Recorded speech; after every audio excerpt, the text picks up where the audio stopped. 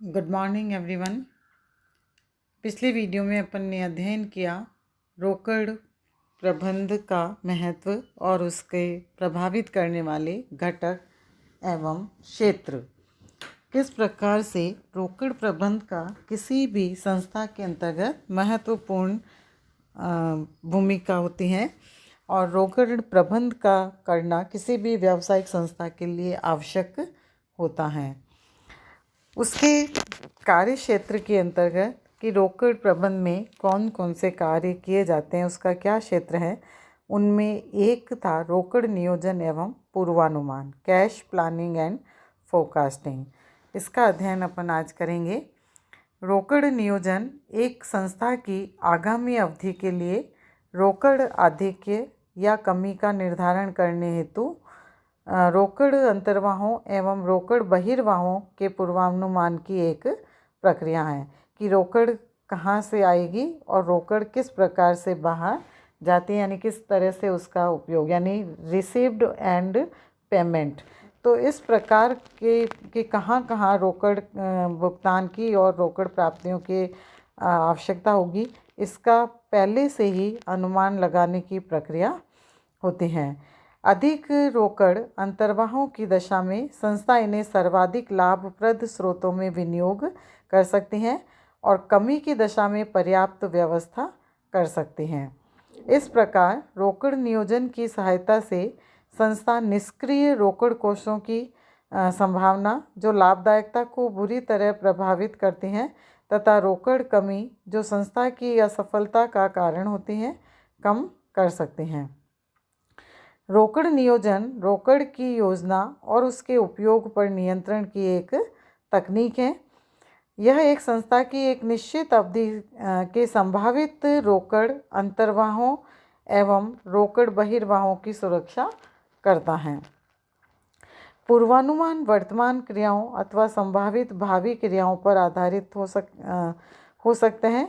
रोकड़ नियोजन एवं नियंत्रण हेतु निम्नलिखित तकनीकें प्रयोग में लाई जाती हैं, जैसे रोकड़ बजट, कैश बजट, रोकड़ प्रवाह, कैश फ्लो एनालिसिस और अनुपात विश्लेषण, रेशो एनालिसिस। रोकड़ बजट रोकड़ नियोजन के लिए एक महत्वपूर्ण टूल यानी उपकरण है। रोकड़ बजट बनाने के लिए पूर्वानुमानों की आवश्यकता होती है। रोकड़ पूर्वानुमान अल्पकालीन अथवा दीर्घकालीन आधार पर किए जा सकते हैं। सामान्यतः 1 वर्ष या उसमें कम अवधि के पूर्वानुमान अल्पकालीन होते हैं तथा 1 वर्ष से अधिक अवधि के पूर्वानुमान दीर्घकालीन होते हैं। रोकड़ प्रवाह विश्लेषण, कैश फ्लो एनालिसिस, एक लेखांकन अवधि में एक खाते या खातों के समूह में होने वाले परिवर्तनों को स्पष्ट करने के लिए कोष प्रवाह विवरण, एक रोकड़ प्रवाह विवरण तैयार किए जाते हैं, जिसका अध्ययन अपन ने पिछले अध्यायों में किया। Cash flow end fund flow कि किसी भी व्यावसायिक संगठन या व्यावसायिक संस्था में अपने जो लेखांकन के अवधि है उसमें जो वो विभिन्न प्रकार के खातों को तैयार करते हैं, तो उन खातों में यानी जो भी उसके बैलेंस शीट हैं या जो विभिन्न खाते हैं उनमें जो भी परिवर्तन आते हैं या जो उनके अंतर के कारण हैं, तो वो उनको स्पष्ट करने के लिए, उनकी जानकारी के लिए कैश फ्लो स्टेटमेंट और फंड फ्लो स्टेटमेंट तैयार किए जाते हैं और उनके माध्यम से जो लेनदार हैं उनके शुद्ध लाभ और रोकड़ या कार्यशील वर्किंग कैपिटल के अंतर के जो कारण हैं उनको स्पष्ट किए जाते हैं। अनुपात विश्लेषण, रेशो एनालिसिस, व्यावसायिक क्रियाओं के लिए रोकड़ के उपयोग का निर्धारण करने के लिए विभिन्न अनुपातों की गणना एवं विश्लेषण किया जा सकता है। रोकड़ नियोजन एवं नियंत्रण के लिए कुछ महत्वपूर्ण अनुपात हैं जिनका संक्षिप्त विवेचन हम इसमें दे सकते हैं, क्योंकि इसका विस्तृत विवरण अपन रेशो एनालिसिस वाले चैप्टर में जब अध्ययन करेंगे तो उसमें स्पष्ट करेंगे। रोकड़ आवर्तन, कैश टर्नओवर, यह अनुपात रोकड़ की गति का माप करता है और यह रोकड़ के प्रबंध में कुशलता की मात्रा का माप हैं। यानी कि कैश टर्नओवर विश्लेषण से हम ये ज्ञात कर सकते हैं कि संस्था के अंदर कितनी मात्रा में रोकड़ का प्रबंध है, यानी कितना रोकड़ है और किस प्रकार से उस रोकड़ कोष का उपयोग हो रहा है या उसका उपयोग किया जा रहा है। तो उसके कैश टर्नओवर के लिए इसका जो एक फॉर्मूला है इसको ज्ञात करने का, वो है सेल्स पर period upon initial cash balance. तो गत अवधि की तुलना में ऊंचा अनुपात प्राप्त कुशलता की अधिक मात्रा दर्शाता है और यह अनुपात जितना ऊंचा होगा बिक्री के किसी भी स्तर के लिए आवश्यक रोकड़ शेष उतने ही कम होंगे। यदि अन्य बातें यथावत रहे तो यह अनुपात ऊंचा होगा तो तरलता कम होगी, लाभदायकता अधिक होगी। यदि अन्य बातें यथावत रहे यानी संस्था के अंदर सभी बातें सामान्य हैं, हमेशा के जो लेन देन है जो और किस प्रकार की जो लेखांकन संबंधी बातें या यथावत स्थिति एक जैसी समानतापूर्वक बनी हुई है, तो ऐसी स्थिति के अंतर्गत यह जो रोकड़ टर्नओवर है इस अनुपात को ज्ञात करने से इसकी जो अनुपात है यदि वह ऊंचा होगा यानी हाई इसका जो रेशो होगा तो वो एक किसी भी संस्था की कुशलता का मापक है और वो उसकी कुशलता को दर्शाता है। इसलिए कहने का तात्पर्य है कि टर्नओवर जो रेशो है वो हाई होना चाहिए, जो संस्था की तरलता को प्रदर्शित करता है। सेकंड, रोकड़ प्रवाह व्याप्ति, कैश फ्लो कवरेज। ऋण पूंजी वाली कंपनी को ऋण अनुबंध की शर्तों के अनुसार ब्याज एवं मूलधन का भुगतान करना होता है। इस ऋण एवं मूलधन की राशि का भुगतान करने की संस्था की क्षमता उसकी साख योग्यता का परिचायक है।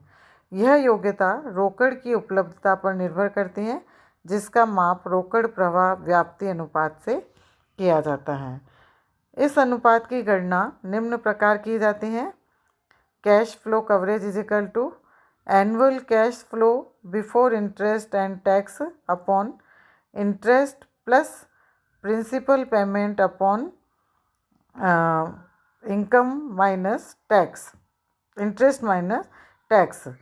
तो इस फॉर्मूले से ये जो रेशो है वो ज्ञात किया जाता है और इसमें कंपनी ऋण पूंजी वाली कंपनी के अपने ऋण अनुबंध की शर्तों के अनुसार उसके ब्याज और मूलधन का भुगतान जो उसको करना होता है, तो उसके अंतर्गत संस्था की क्षमता या उसकी योग्यता का आराम से पता लगाया जा सकता है। थर्ड, रोकड़ औसत दैनिक क्रय अनुपात, cash to average daily purchase ratio. यह अनुपात रोकड़ एवं रोकड़ तुल्य संपत्तियों का लेनदारों को औसत दैनिक भुगतानों के संबंध स्पष्ट करता है और यह अनुपात तरलता, साख योग्यता तथा भावी ऋण लेने की क्षमता को इंगित करता है। तो यह दैनिक आवश्यकताओं की तुलना में रोकड़ शेष के निर्णय में भी सहायक होता है और इस अनुपात की गणना निम्न प्रकार से की जाती है। Cash upon average daily purchases. तो इससे जो है वो एवरेज जो क्रय अनुपात है यानी क्रय की क्षमता ज्ञात होगी और ये आसानी से पता लगाया जा सकता है कि किसी संस्था के अंतर्गत रोकड़ और रोकड़ तुल्य संपत्तियों का लेनदारों और को औसत दैनिक भुगतानों से उसका क्या कितना मार्जिन है, उसके क्या संबंध हैं। तो इस अनुपात के द्वारा तरलता और उसकी योग्यता और उसके माध्यम से भविष्य में ऋण लेने की क्षमता का पता किया जा सकता है। नेक्स्ट, उपलब्ध रोकड़ के दिन, डेज ऑफ कैश अवेलेबल। यह अनुपात निम्न प्रकार ज्ञात किया जाता है।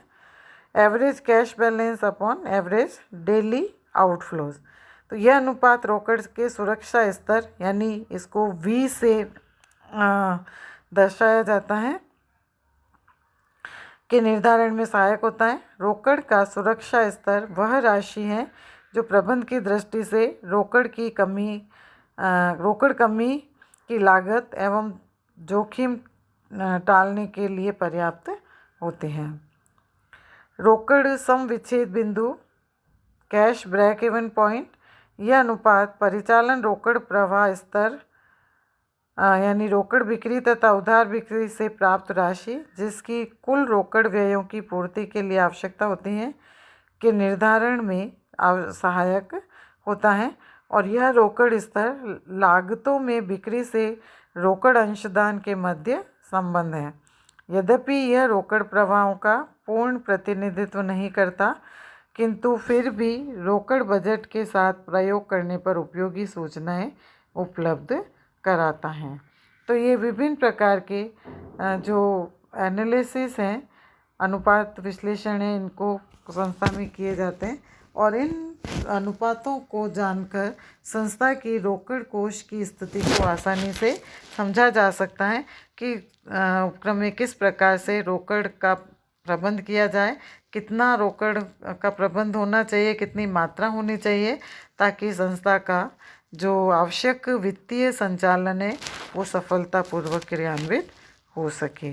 इसके अतिरिक्त भी कुछ और इसके अंदर अनुपात विश्लेषण है जिनका उपयोग किया जाता है और वो अनुपात ज्ञात करके संस्था की वित्तीय सुदृढ़ता को बनाया जा सकता है। उनका नियोजन और पूर्वानुमान आसानी से किया जा सकता है।